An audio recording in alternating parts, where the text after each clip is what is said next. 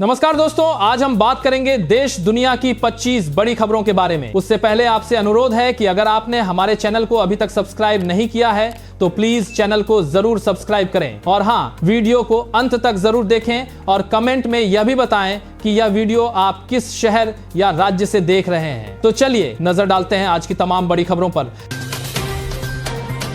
अब बिना farmer ID नहीं मिलेगा खाद। केंद्र सरकार खाद सब्सिडी के दुरुपयोग और कालाबाजारी पर रोक लगाने के लिए यूरिया सहित उर्वरक बिक्री को डिजिटल फार्मर आईडी से जोड़ने की तैयारी में है। पीएम किसान आईडी आधारित यह व्यवस्था पहले 7 जिलों में पायलट रूप में लागू होगी। बढ़ती यूरिया खपत और 1 ट्रिलियन तक पहुंचते सब्सिडी बोझ को देखते हुए यह कदम उठाया गया है।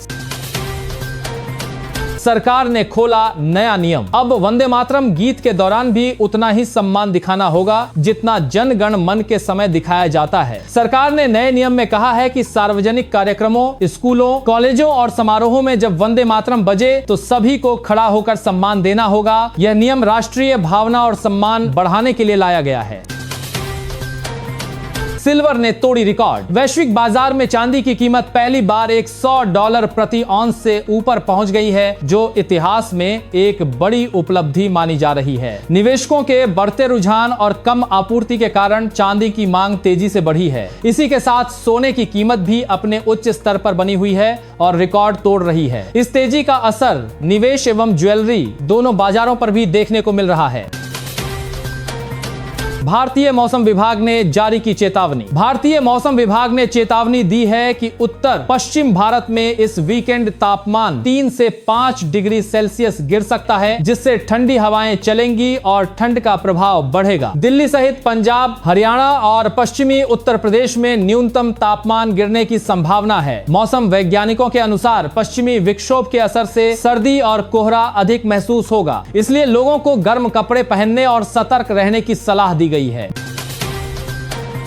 मोदी ने 61,000 से अधिक युवाओं को सरकारी नियुक्ति पत्र दिए। प्रधानमंत्री नरेंद्र मोदी ने एक बड़े कार्यक्रम में 61,000 से अधिक युवाओं को सरकारी नौकरी के नियुक्ति पत्र वितरित किए हैं। इस मौके पर अलग अलग विभागों से जुड़े उम्मीदवारों को सरकारी सेवाओं में शामिल होने के लिए नियुक्ति पत्र दिए गए। मोदी ने कहा कि यह कदम युवा वर्ग को रोजगार के अवसर देने और उनके भविष्य को मजबूत करने की दिशा में एक महत्वपूर्ण पहल है। इस कार्यक्रम में मौजूद युवाओं और उनके परिवार वालों में खुशी और उत्साह देखा गया, क्योंकि इससे उन्हें स्थिर सरकारी नौकरी का मौका मिलेगा। दिल्ली सरकार ने दिया बड़ा तोहफा। दिल्ली सरकार ने होली और दिवाली के त्योहार पर गरीब परिवारों को मुफ्त एलपीजी गैस सिलेंडर देने का बड़ा फैसला किया है। इस स्कीम को कैबिनेट मंजूरी मिली है और अनुमान है कि इससे लगभग 17 लाख राशन कार्ड धारकों को लाभ मिलेगा। योजना के लिए लगभग 300 करोड़ रुपए का बजट अलग रखा गया है। लाभार्थियों को सिलेंडर का पैसा सीधे उनके बैंक खाते में भेजा जाएगा, ताकि वे इसे अपने पास के डीलर से ले सकें। इस कदम से घरों के रसोई खर्च में राहत मिलने की उम्मीद है और ये बीजेपी के चुनाव समय किए वादों में से एक है।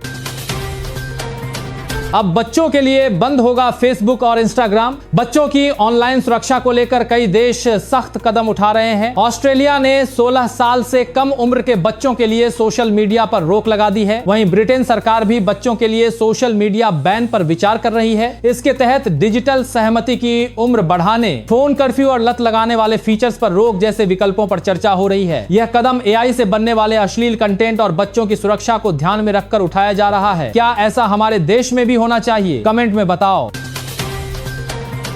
एनएसई ने लॉन्च किया Nifty small cap 500 index. National stock exchange NSE ने निफ्टी स्मॉल कैप 500 नाम से नया शेयर बाजार इंडेक्स शुरू किया है। यह इंडेक्स देश की 500 स्मॉल कैप कंपनियों के शेयरों के प्रदर्शन को ट्रैक करेगा। इसका मकसद निवेशकों को यह समझने में मदद करना है कि छोटी कंपनियों के शेयर कैसे प्रदर्शन कर रहे हैं। इस इंडेक्स के आधार पर आगे चलकर ETF और इंडेक्स फंड भी लॉन्च किए जा सकते हैं, जिससे निवेशकों को एक साथ कई स्मॉल कैप शेयरों में निवेश का मौका मिलेगा।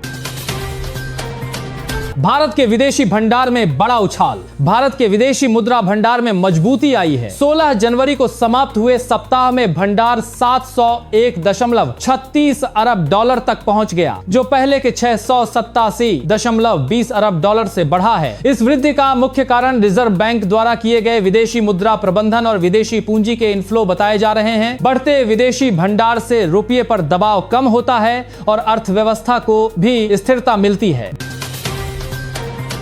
बारिश से दिल्ली में प्रदूषण में राहत। दिल्ली एनसीआर में हुई बारिश के बाद हवा का प्रदूषण कम हुआ है और एयर क्वालिटी इंडेक्स 264 तक गिर गया है, जो पहले से बेहतर स्थिति दर्शाता है। बारिश से हवा में मौजूद धूल और स्मॉग कम हुआ, जिससे सांस लेने में राहत मिली है। हालांकि मौसम विभाग का अनुमान है कि धुंध और ठंडी हवाएं अगले कुछ दिनों तक रह सकती हैं, इसलिए लोगों को सतर्क रहने की सलाह दी गई है।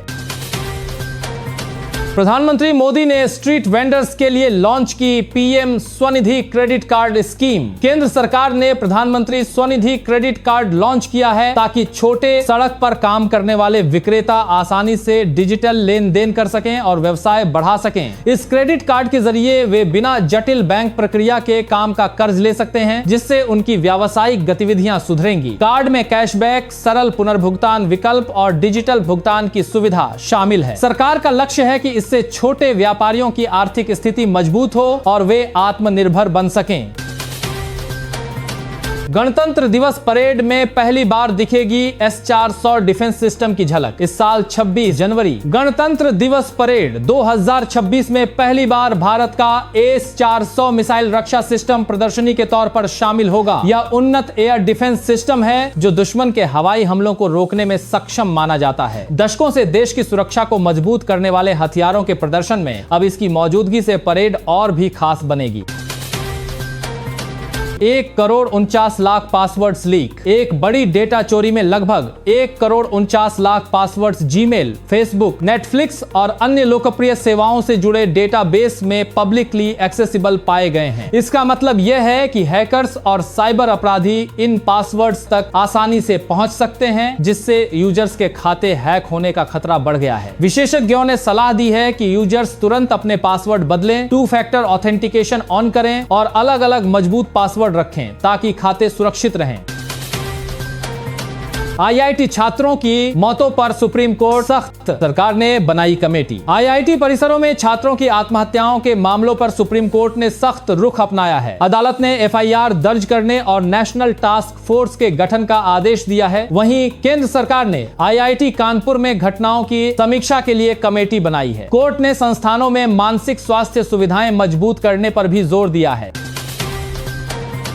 गणतंत्र दिवस पर सुबह 3 बजे से शुरू हो जाएगी दिल्ली मेट्रो सेवा। डीएमआरसी ने बताया है कि गणतंत्र दिवस के अवसर पर 26 जनवरी को दिल्ली मेट्रो की सभी लाइनें सुबह 3 बजे से शुरू हो जाएंगी। यह व्यवस्था लोगों को कर्तव्य पथ तक पहुंचने में सुविधा के लिए की गई है। सुबह 6 बजे तक 15-15 मिनट के अंतराल में मेट्रो चलने के बाद पूरे दिन सामान्य समय सारिणी के अनुसार सेवाएं चलेंगी।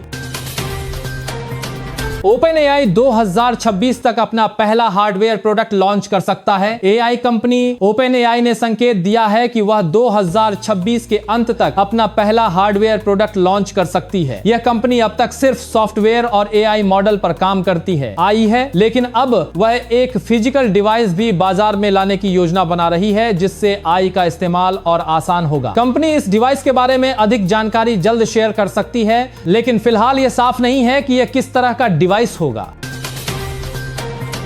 तो ये थी आज की 25 बड़ी खबरें। आपको सबसे महत्वपूर्ण खबर कौन सी लगी कमेंट करके जरूर बताएं और चैनल को सब्सक्राइब करना न भूलें। जय हिंद।